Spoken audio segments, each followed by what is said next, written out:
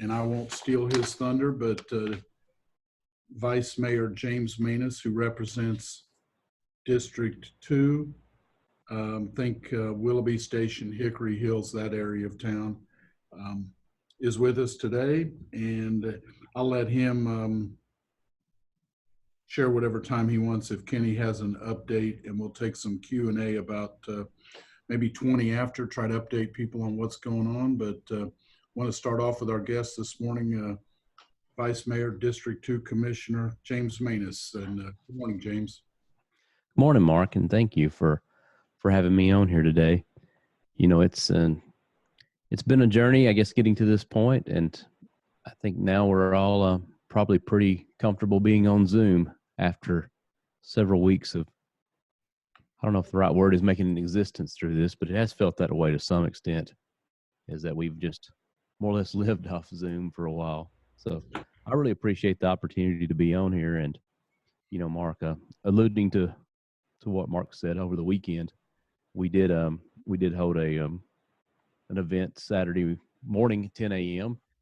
And I know I got to see at least a couple people that are on here that passing through, but, you know, in short, we came out and, you know, basically had a gathering. I guess about 40 or so people come out and saw it. So we, with surrounded by family and friends, I stood up and made my announcement that I plan to run for mayor in November, or actually starting the campaign now to run. So if you saw it on live stream, you got to see the whole thing. But if not, we've got it posted out there, and that was our big event over the weekend. So I was really, really excited to see everybody that came out and get to do it and have my family alongside of me. And it's been a multi-year journey to get to this point. And of course, with Mayor Haggerty announcing his retirement last week too. So, you know, it just seemed like the right timing to get it done on the first day of summer there. So longest day of the year. So it felt like the longest day for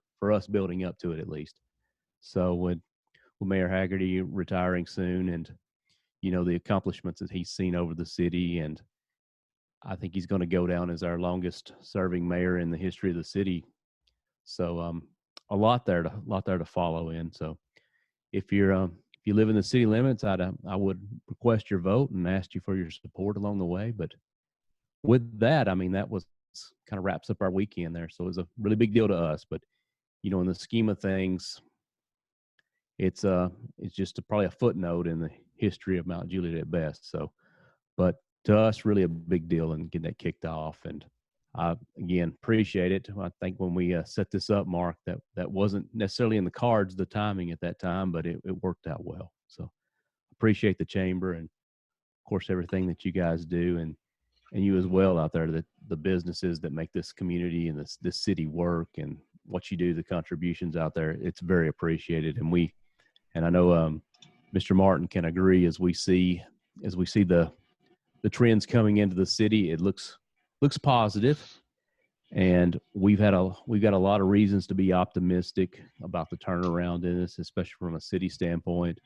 I don't know how much that filters down to individual businesses, but I'm hoping that you're seeing some positive turnarounds as well. For us, you know, going into it, speaking of the COVID-19, specifically the fallout on that, for us going into it is a lot of uncertainty. And I know for you guys as well, a lot of uncertainty, and probably to some point, still a lot of uncertainty about what the future holds.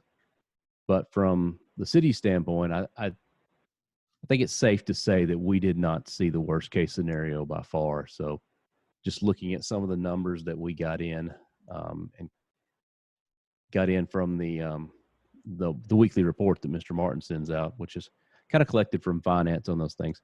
A lot of those numbers were down, but still encouraging for where we are, and compared to the forecast, much better. So that said, I mean, we're very optimistic, very excited for the future, and I hope that's passing over and continuing on through our business community as well in the city. But should I just keep going, Mark? You know, there are a couple of things that one of our local legislators that are happening in Mount Juliet. They're going to have the potential of significant impact. Legacy Point out at Beckwith Road, we have Providence Central that are working their way through the legislative process. They still have some work to do, and those both have a possibility of shaping the future of Mount Juliet. You all passed, I believe, a budget early, and you might touch on just a couple of things on tonight's Board of Commissioners meeting. I just highlighted one, the ordinance for the fire to align the deputy fire chief position with the existing policies. I know that's something you've been heavily involved in, and we all owe you a debt of gratitude to your commitment for our getting our fire protection where it needs to be. Well, definitely. And you started off mentioning Legacy Point, and that's, to me, that project is so key. It's almost the hinge on the door there as far as opening up a new opportunity in that area for development. And I couldn't be more excited to see that one moving forward, and was really excited. I don't want to say how easily it moved forward, but the lack of, I guess, resistance on it, and everybody being really open-minded to it. And it kind of starts a new chapter for that area. So it's exciting to see that one coming up. Of course, the other one that we're looking at is, of course, Providence Central, and that coming through. And to me, that one just seems well overdue. And there's always some pushback about the apartments and things come back, traffic on that. To me, from the traffic standpoint, I just challenge anybody, like, what's the solution if we vote Providence Central down? How do we get to the interstate there? How do we get the change? How do we get the long-term things in place that we need to see as a city to move the Providence area forward with relieving some of the congestion that we have in the area? If we do nothing, I'm totally convinced that traffic is not only going to continue to stay in the state it's in, it's going to continue to get worse. What goes on south of Central Pike there, the city has limited say to no say in that. So I believe growth is going to continue down there, plus the influx of what's coming in from other counties into the area. We have to get ahead of it. There's a lot of criticism about the way Providence was designed. I'm not so certain that the problem lies with Providence itself. Once you get off Mount Juliet Road, the traffic seems to flow fairly well through the area. There are some problem areas on there that needs to be addressed, but if you took out the additional traffic that's coming into the city up through the south on that, I think you'll find that it works fairly well for the way it was designed. Providence Central, extending Central Pike, widening it all the way down to Mount Juliet Road, providing that alternate access to the interstate there. I think they're calling it the diverging diamond pattern with the overpass that they're proposing there and the ramp that they want to put into place. That's really got the potential to move a large volume of traffic through, and basically off the bat, as soon as that opens, reduce the amount of traffic that's coming in from the south going into the probably a little greater than 50% coming through there, because a lot of that traffic is headed to the Nashville area that's trying to reach the interstate from there. So really an opportunity to move forward for the city. That's $8 million of infrastructure put in there. If you compare that with our annual budget for the general fund budget on it, you're seeing as much as that's 50% of our general fund budget in some years, and a large percentage in other years on it. So that's key to getting us to where we need to be. It also opens up a lot of real estate in between there to really provide something back to the city that we've kind of missed, like from a retail, food service, is the lunch crowd, a consistent lunch crowd in there, utilizing the existing infrastructure that we already have in the city and taking advantage of that. So supporting our existing businesses, relieving traffic. And anytime we're relieving traffic, I think it's a win for everybody. If you've got a business in the area and more people can get into it and get to you easier, I think it's just a win, and people move around. And quite frankly, I'd rather see people in Mount Juliet shopping instead of sitting in their cars. I mean, that's the main component there, is getting people in and out, letting them use our city, providing jobs in this. I know for myself, when I'm not working from home, I've got a 45-minute to an hour commute each day to go to Franklin. So when I'm working from the office, it's easy to go out to eat lunch there. It's easy to, when I can look out the window and see a Kohl's from my desk, it's easy to run over there and grab something. So that's the kind of audience we want to keep captured in Mount Juliet long term. So two very key components on there that are I think a big win for the city. It's sometimes hard when you're got a group of politicians making these decisions on it. It's really easy to think of everything in blocks of fours. And this year is the end of a block of four for a lot of people. So it tends to cause people to have to answer some hard questions on it, like what does the departments put in here? What does that put back to traffic? And it's not just an easy answer to people. It's like, I think it'll be okay, and we'll work this out and we'll move through it. You've got to really work into the details, get past the inflammatory headlines sometimes that you'll see in the press. It's like Mount Juliet adding more apartments. You've got to get past that and really communicate to the constituents what it is, what value it brings, that's just a small percentage or a small fraction of the project, but in the scheme of the entire project, what it brings to the table. That's sometimes the difficulty of communicating that. And you have to be proactive in that communication. You can't wait till people show up at City Hall with pitchforks either over it. You've got to get out in front of it. You got to communicate it. And you've got to rely back on the developers too to be selling this and a consistent message on what they're trying to accomplish, where it gets us from point A and where it gets us to from here to A to B and to C, and what we're trying to connect the dots on it. The other thing, Mark, you mentioned the budget. This year's budget, and you said completed earlier. It was I think this time last year we were probably just getting past first reading at this point, because we went into July before we passed second reading. I know we had to do the continuing resolution. And this year's not the case. We got it passed. We could have technically worked on it tonight, which I wish we had deferred it.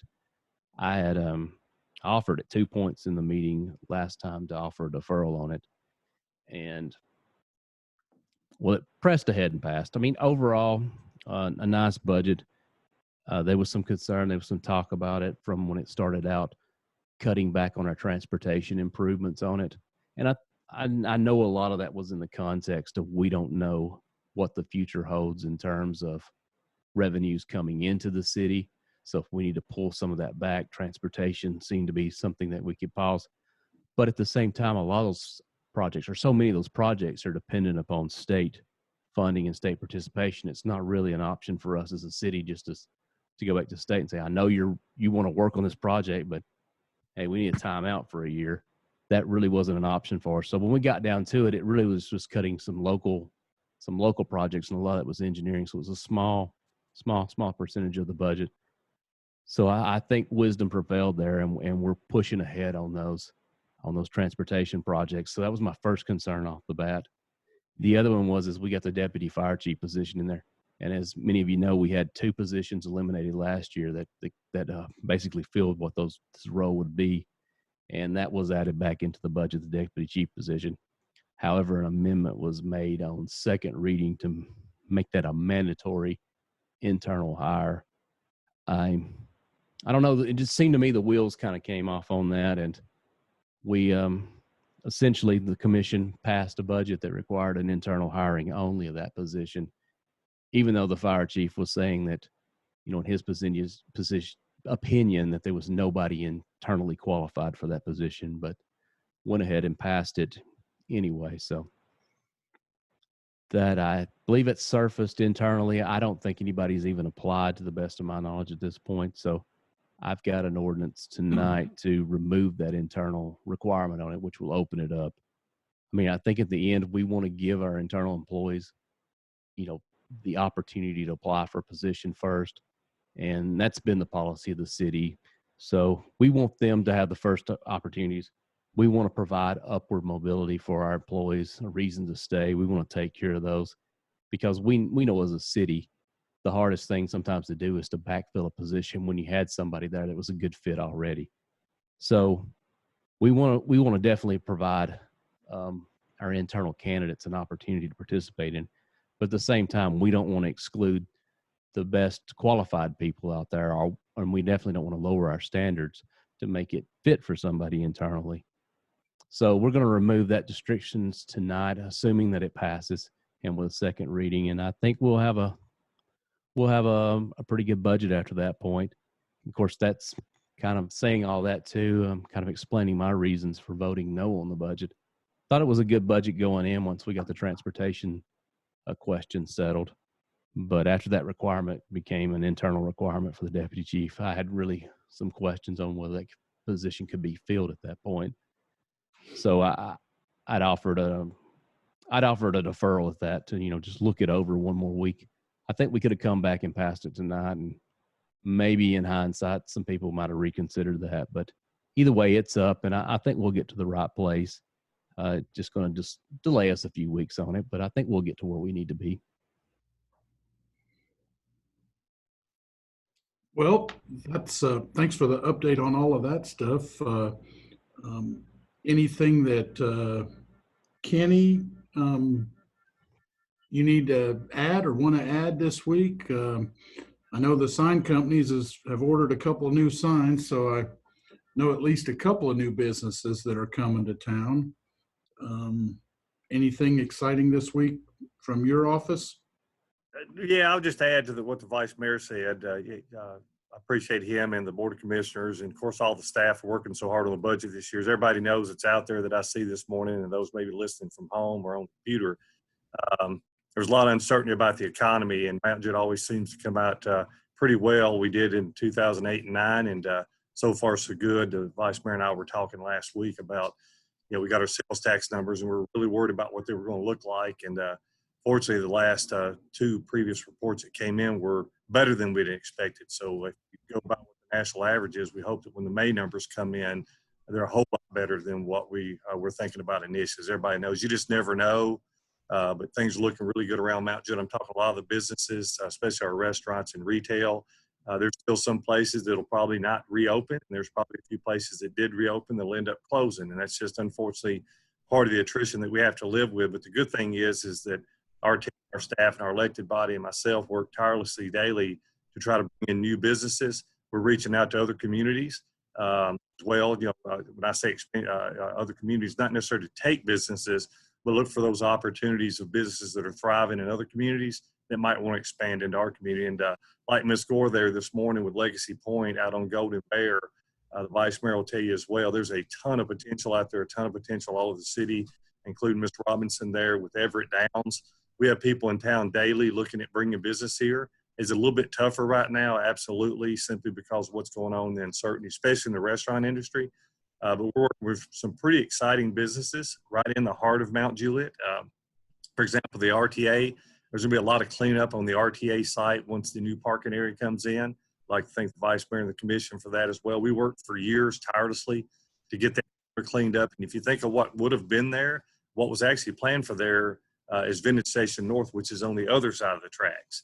And if you look at that and look at how well that turned out, if they'd tried to squeeze what they've got on that corner, you can see how it could have transformed that in a much different way. There's not a whole lot left there now once that parking expanded, but it still doesn't mean there's not something that could go in there. So Mark, you're right. There's a lot of exciting new businesses coming. A lot of people have been asking about Logan's. There was some talk about a local restaurant here that was going to expand into that. I think that's probably not going to happen now, but there are some people that we've reached out to that I think are pretty excited about that. That right there at Cellar Station, you're going to hear some announcements coming real soon about some new businesses going in there in addition to the Christmas store. And so those will be coming out real soon. Very exciting. If you've noticed, that entire tree line was cleared out along the tracks. I think it makes that site look a lot better. And of course, everybody knows about Hibachi Jr. and the Dollar General stores and some other things. And Mark, you'd mentioned some signage. You might want to speak to that. I want to make sure we're thinking of the same thing. We are. Okay, good. Yeah, so there's just some exciting new businesses that we're working with. Everybody knows about Pier 1.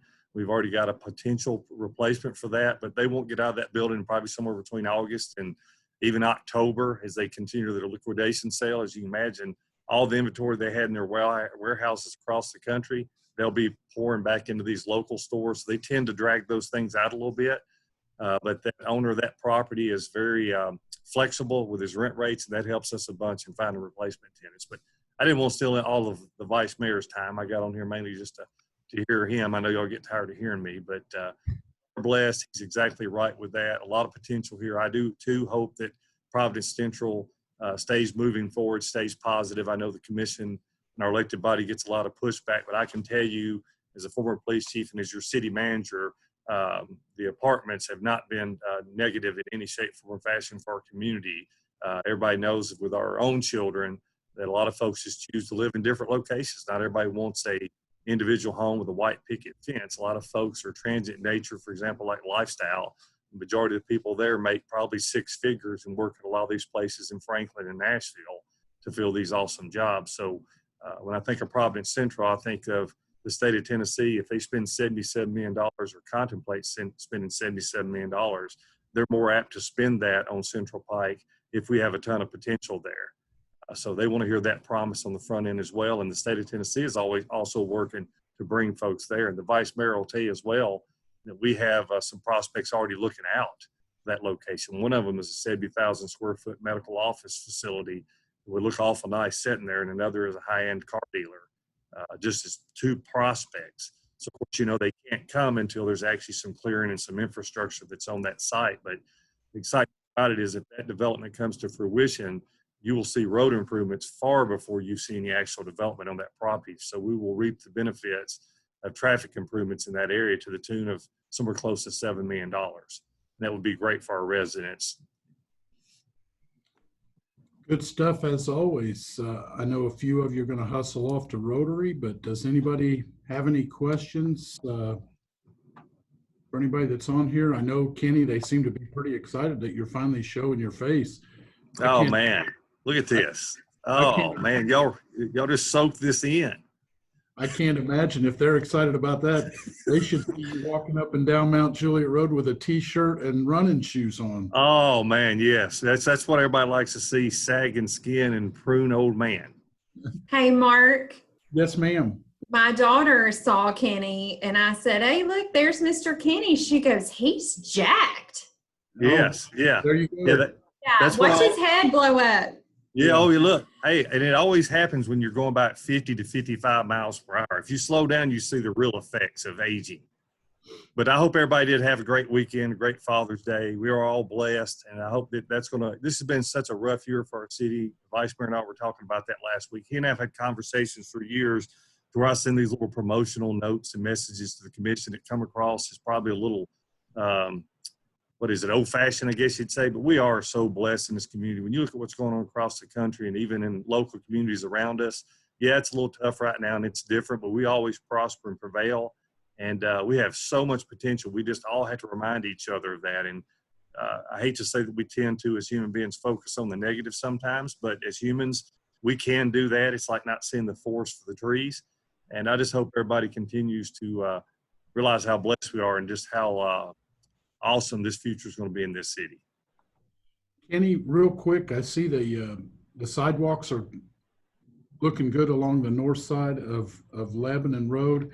This morning they were working on the stoplight at Green Hill High School, and I'm assuming that school will not open until, certainly that stoplight's got to be pretty close to the opening of school, I would think.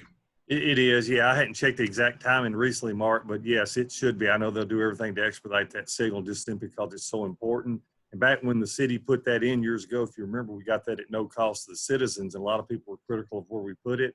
I do think it's been beneficial since then, but it'll be far more beneficial to the east a little bit. That school's going to be a great addition. A lot of prospects down on Lebanon Road and, for example, the Taco Bell and some other businesses. And so if we're getting through it at this particular point, just imagine what it's going to be when we get some of these, the COVID and some of the other things behind us in our community. Can you touch base real quick, because I think we'll only have one more update before the 4th of July fireworks. What you might, as far as people wanting to park, I've seen a little bit of the traffic plan. Is that pretty well underway? It is. It is. As a matter of fact, this has probably been one of the highest years for applications for fireworks tent this year. I think last check it was between 25 to 28. So everybody get ready to hunker down a little bit. You're probably going to hear fireworks a lot earlier and maybe even a little longer this year because everybody's been in their houses and homes, and they're ready to get out and enjoy themselves. But our fireworks show, of course, will be at the Little League again this year, or Mount Juliet League, as they now call it. Everything's a go there. We're going with a little bit larger shells this year. We tried something a little different last year for those that might be closer to the Little League Park. So you can probably park pretty much anywhere from Charlie Daniels Park to anywhere along Lebanon Road, Publix, Kroger, things of that nature.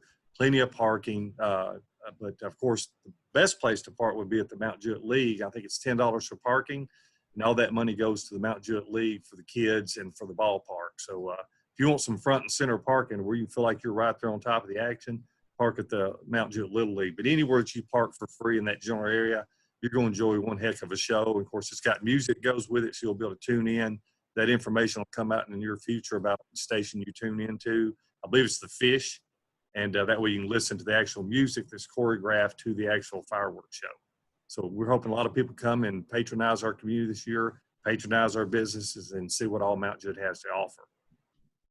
Fantastic. We got about a minute and a half or 2 minutes to wrap up. Does anybody on here have any questions or feedback for these gentlemen?